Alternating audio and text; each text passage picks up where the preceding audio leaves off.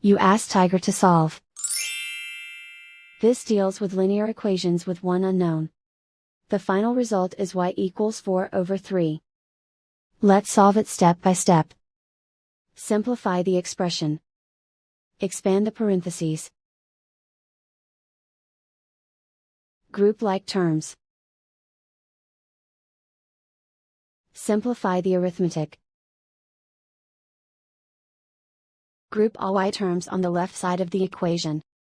Subtract 3y from both sides. Group like terms. Simplify the arithmetic. Group like terms. Simplify the arithmetic. Group all constants on the right side of the equation. Add 3 to both sides. Simplify the arithmetic.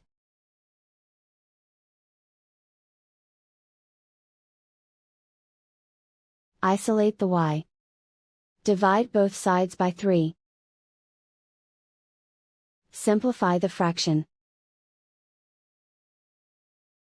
And so the final result is y equals 4/3.